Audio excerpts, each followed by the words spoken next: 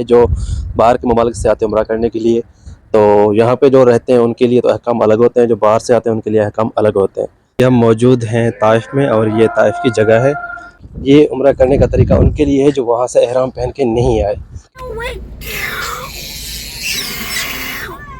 अस्सलाम वालेकुम, आप हमारे यूट्यूब चैनल देख रहे हैं मुर्शिद व्लॉग 333 में हूँ आपका अपना हसन बलोच। दोस्तों आज ये वीडियो बहुत ही इंतहाई ज़रूरी है, पूरी देखिएगा। ये उन लोगों के लिए है जो बाहर के ममालिक से आते हैं उम्रा करने के लिए। तो यहाँ पे जो रहते हैं उनके लिए तो अहकाम अलग होते हैं, जो बाहर से आते हैं उनके लिए अहकाम अलग होते हैं। तो उनके लिए क्या अहकाम है, कहाँ पर वो लोग जाएँगे एहराम बांधने के लिए, तो सब कुछ बताएँगे पूरी इस वीडियो में। जो लोग मेरे चैनल पर पहली बार आए तो उनसे दरख्वास्त है कि मेरे यूट्यूब चैनल को सब्सक्राइब करें और वीडियो अच्छी लगे तो वीडियो को कीजिएगा लाइक। तो चलते हैं आज के व्लॉग की तरफ और आप लोगों को बताते हैं तरतीब बाय तरतीब। जी तो दोस्तों अभी हम मौजूद हैं ताइफ में और ये ताइफ की जगह है और ये वो जगह है जो बाहर से लोग आते हैं, मतलब वहाँ से एहराम अगर नहीं पहन के आ रहे, किसी भी कंट्री से अब आ रहे हैं, इंडिया से हैं, पाकिस्तान से हैं, कहीं से भी, तो ये जगह यहाँ पे।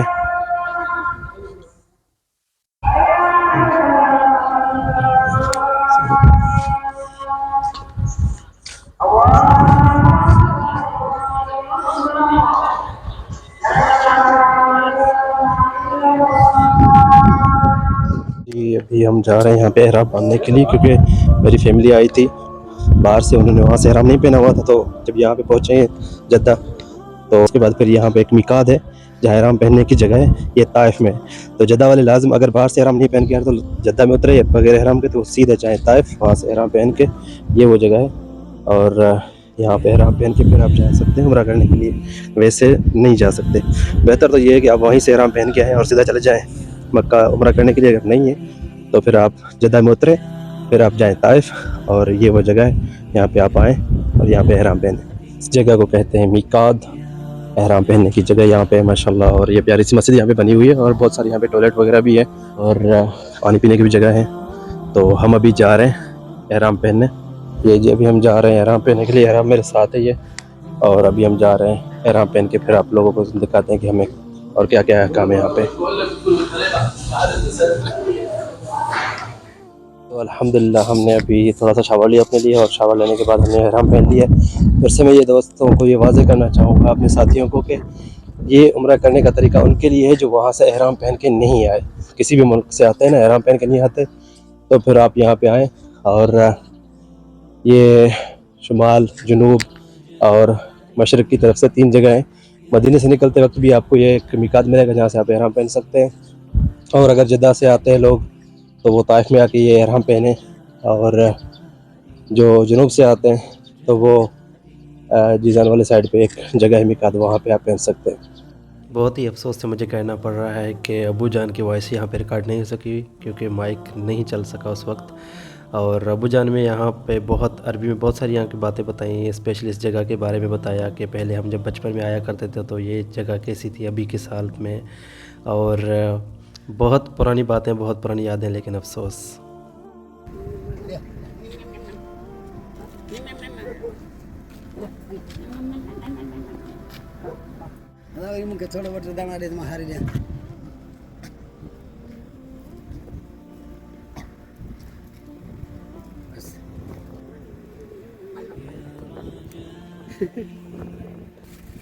बोला लाजम है बोला पर करूं अला मैं यार बुलड़ी बोला आगे ना बड़ा यारी बाशी जड़ो रहता है बड़ा। हां बैठा का नहीं हो शो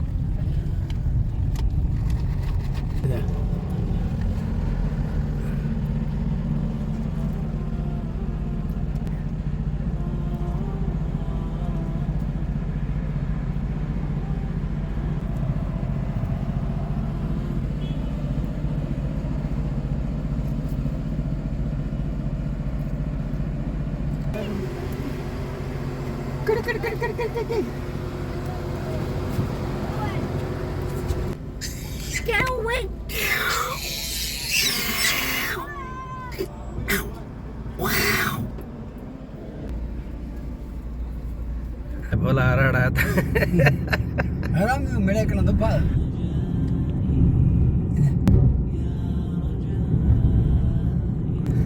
फेरी भी बोल कल को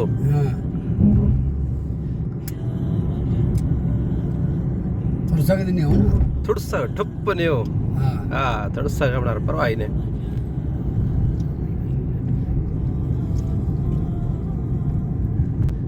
ini kone rasa Boleh aku mana thai ya.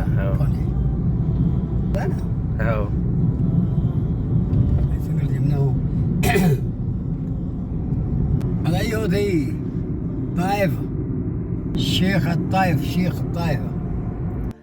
ये है जी ताइफ का रोड। और ताइफ का रोड बहुत ही ख़तरनाक भी है लेकिन आसान भी है। ख़तरनाक इसलिए है कि यहाँ पे इसके बहुत सारे मोड़ आते रहते हैं, और आसान इसलिए है कि इसको इस तरतीब से बनाया गया है कि आपकी गाड़ी ना ज़्यादा रेस लेती है ना ज़्यादा क्या, लेकिन आप सिर्फ अपना ध्यान ड्राइविंग पे दें। और जब भी आप उतराई पे आएँ तो आपकी गाड़ी की लिमिट जो स्पीड लिमिट है वो कम होनी चाहिए, और स्पेशली आप अपनी गाड़ी की ब्रेक जो है ना वो अच्छे से इसके फिट करवा के फिर ताइफ पे जाएं। चढ़ाई पे जाने के लिए जो है ना गाड़ी का इंजन लाजमी अच्छा होना चाहिए, और रेडिएटर स्पेशली उसका ख्याल करना चाहिए क्योंकि हीटअप हो जाती है गाड़ी। तो ये कुछ बातें हैं जो ताइफ जाने के लिए आप लोगों के लिए बहुत ही ज़रूरी हैं। तो जब भी ताइफ जाएं, एक तो आपकी गाड़ी का रेडिएटर ठीक होना चाहिए, दूसरा आपकी गाड़ी के ब्रेक ठीक होने चाहिए। कम ऑन मशगूल है ये भलुआ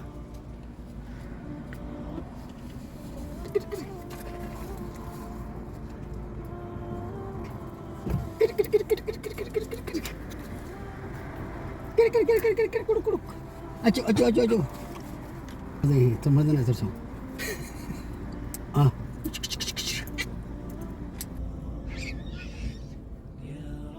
हेलो आगे चला इधर सीन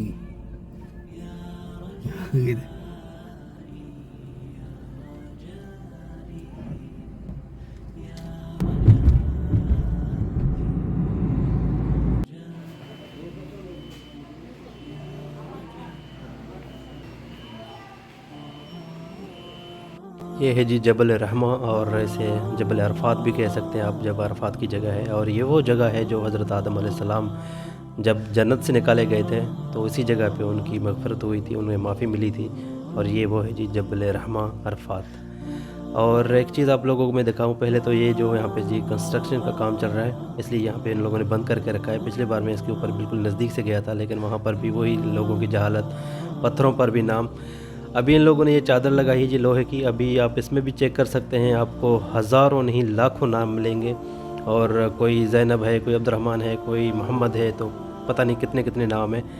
मुझे समझ नहीं आती कि ये लोग क्या साबित करना चाहते हैं इतने नाम लिख के।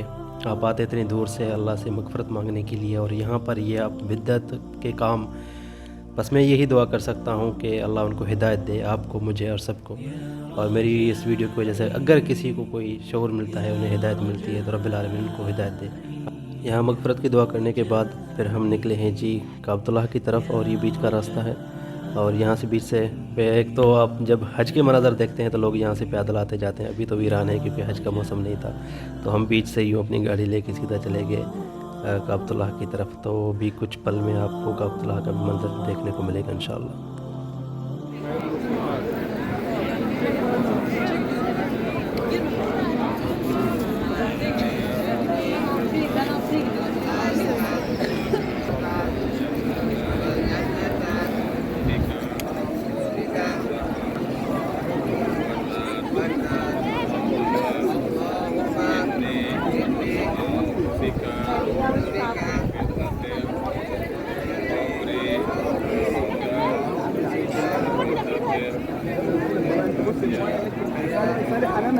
هم بيمشوا خط إلا وجهك واصبري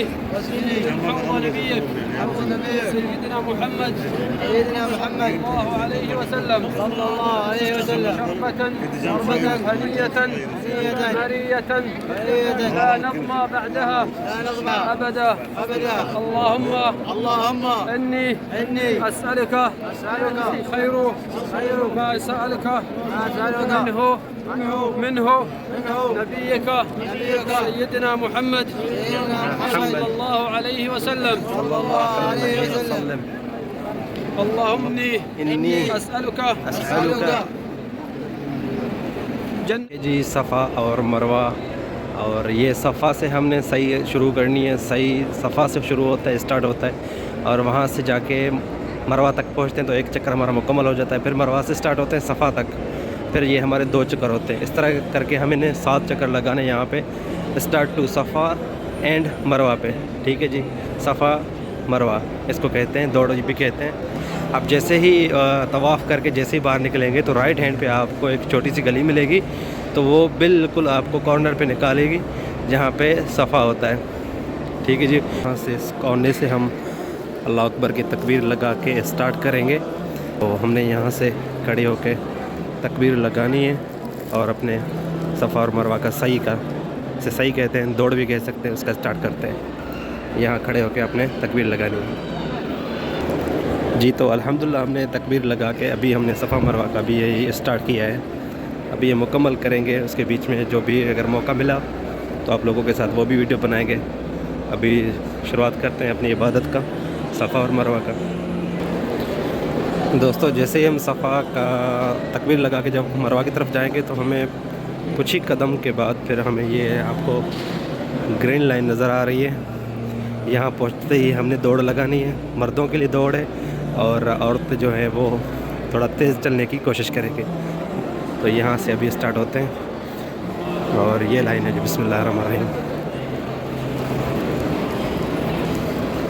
तो अल्हम्दुलिल्लाह जैसे दौड़ मुकम्मल करने के बाद फिर हमने वही नॉर्मल अपनी चाल चलनी है, वही जैसे बंदा चलता है।